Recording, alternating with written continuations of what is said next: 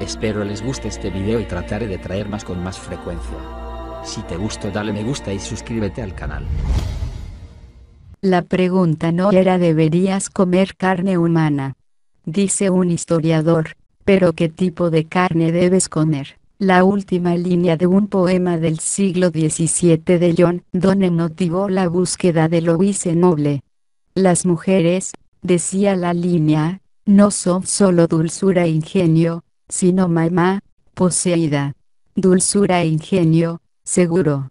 Pero mami. En su búsqueda de una explicación, Noble, profesora de inglés en la Universidad de Nueva Inglaterra en Australia, hizo un descubrimiento sorprendente. Esa palabra se repite a lo largo de la literatura de la Europa moderna temprana, desde la alquimia del amor, de Donne hasta Otelo, de Shakespeare y la Reina de las Hadas, de Edmund Spencer, porque las momias y otros restos humanos conservados y frescos eran un ingrediente común en la medicina de esa época. En resumen, no hace mucho, los europeos eran caníbales. El nuevo libro de Noble, Medicinal Cannibalism in Early Modern English Literature and Culture, y otro de Richard Suger de la Universidad de Durham de Inglaterra, Mummies, Cannibals and Vampires, The History of Corpse Medicine from the Renaissance to the Victorians, revelan que durante varios cientos de años, alcanzando su punto máximo en los siglos XVI y XVI, muchos europeos, incluida la realeza, sacerdotes y científicos, ingirieron de forma rutinaria remedios que contenían huesos humanos, sangre y grasa como medicina para todo, desde dolores de cabeza hasta epilepsia.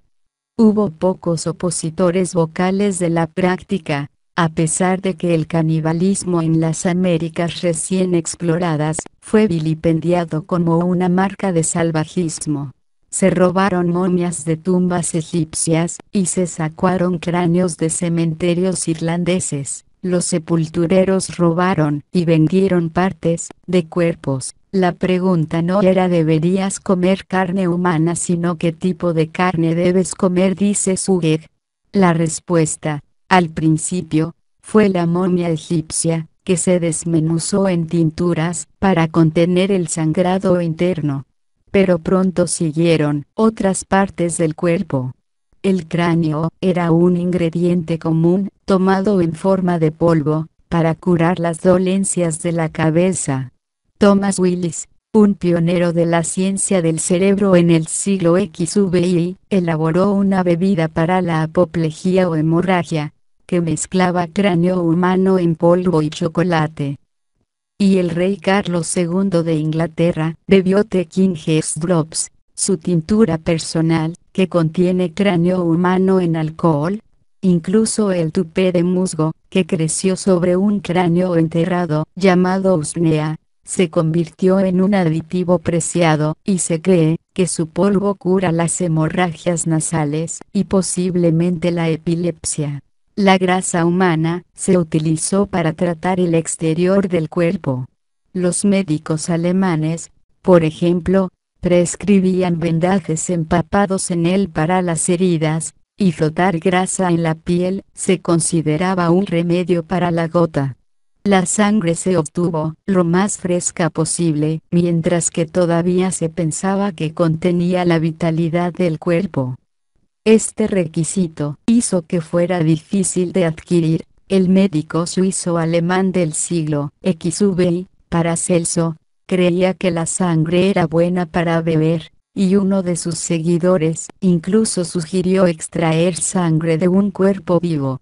Si bien eso no parece haber sido una práctica común, los pobres, que no siempre podían pagar los compuestos procesados que se venden en boticarios, podrían obtener los beneficios de la medicina caníbal al estar presentes en las ejecuciones, pagando una pequeña cantidad por una taza de sangre todavía caliente de los condenados. El verdugo era considerado un gran sanador en los países germánicos, dice Suger.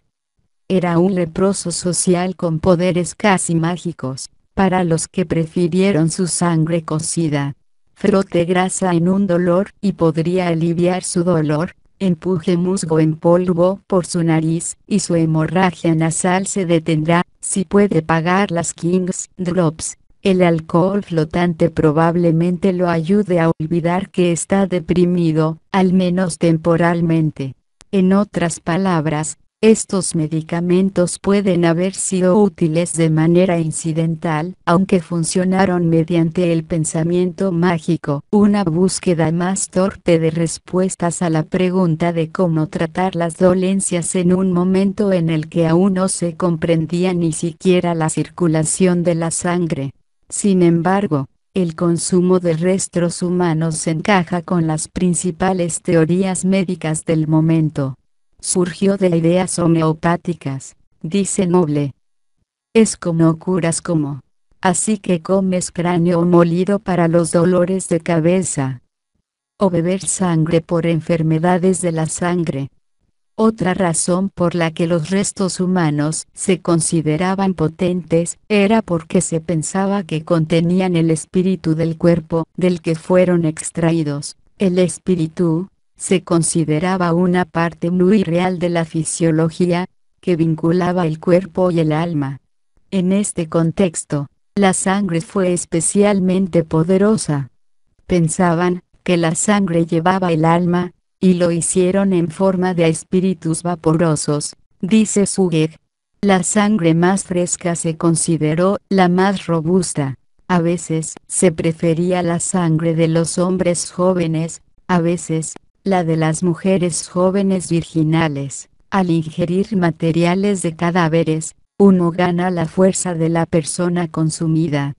Noble cita a Leonardo da Vinci al respecto: preservamos nuestra vida con la muerte de otros. En una cosa muerta, queda la vida insensata que, cuando se reencuentra con el estómago de los vivos, recupera la vida sensible e intelectual. La idea tampoco era nueva para el Renacimiento, solo recientemente popular. Los romanos bebían la sangre de los gladiadores muertos, para absorber la vitalidad de los jóvenes fuertes. El filósofo del siglo XV Marsilio Ficino sugirió beber sangre del brazo de un joven por razones similares.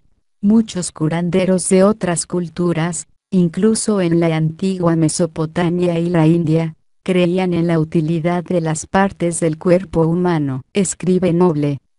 Incluso en el apogeo de la medicina del cadáver, dos grupos fueron demonizados por comportamientos relacionados, que se consideraron salvajes y caníbales. Uno fueron los católicos, a quienes los protestantes condenaron por su creencia en la transubstanciación, es decir, que el pan y el vino tomados durante la Sagrada Comunión fueron, a través del poder de Dios, transformados en el cuerpo y la sangre de Cristo. El otro grupo eran los nativos americanos. Los estereotipos negativos sobre ellos estaban justificados por la sugerencia de que estos grupos practicaban el canibalismo. Parece pura hipocresía, dice Beta Conklin, antropóloga cultural y médica de la Universidad de Vanderbilt, que ha estudiado y escrito sobre el canibalismo en las Américas. La gente de la época sabía que la medicina para cadáveres estaba hecha de restos humanos, pero a través de una transubstanciación mental propia. Conklin encuentra una clara diferencia entre la medicina europea de cadáveres y el canibalismo del Nuevo Mundo que ha estudiado. Lo único que sabemos es que casi todas las prácticas caníbales no occidentales son profundamente sociales, en el sentido de que la relación entre el que come y el que se come es importante, dice Conklin. En el proceso europeo, esto se borró en gran medida y se volvió irrelevante. Los seres humanos se redujeron a una simple materia biológica equivalente a cualquier otro tipo de medicina básica. La hipocresía no se perdió del todo. En el ensayo del siglo XVI de Michel de Montaigne sobre los caníbales, por ejemplo, escribe que el canibalismo en Brasil no es peor que la versión medicinal de Europa, y compara ambos favorablemente con las masacres salvajes de las guerras religiosas. Sin embargo, a medida que la ciencia avanzaba, los remedios caníbales se extinguieron. La práctica disminuyó en el siglo XVI, cuando los europeos comenzaron a usar regularmente tenedores para comer y jabón para bañarse. Pero su jerga encontró algunos ejemplos tardíos de medicina para cadáveres. En 1847, se le aconsejó a un inglés que mezclara el cráneo de una mujer joven con melaza, y se lo diera a su hija, para curar su epilepsia. Obtuvo el compuesto y lo administró, como escribe Zug, pero supuestamente sin efecto. La creencia de que una vela mágica hecha de grasa humana, llamada vela de ladrones, podía aturdir y paralizar a una persona, duró hasta la década de 1880.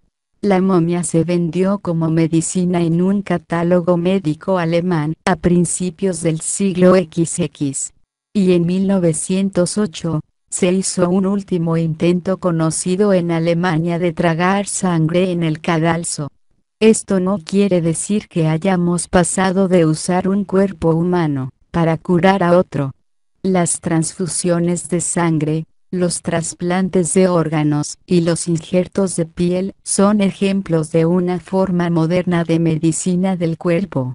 En el mejor de los casos, estas prácticas son tan ricas en posibilidades poéticas como las momias que se encuentran en Donne y Shakespeare, ya que la sangre y las partes del cuerpo se entregan libremente de un humano a otro. Pero Noble apunta a su encarnación más oscura, el mercado negro global de partes del cuerpo para trasplantes. Su libro cita informes noticiosos sobre el robo de órganos de prisioneros ejecutados en China y, más cerca de casa, de una red de secuestradores de cadáveres en la ciudad de Nueva York que robó y vendió partes de cadáveres a compañías médicas. Es un perturbador eco del pasado. Dice Noble, es la idea de que una vez que un cuerpo está muerto, puedes hacer lo que quieras con él.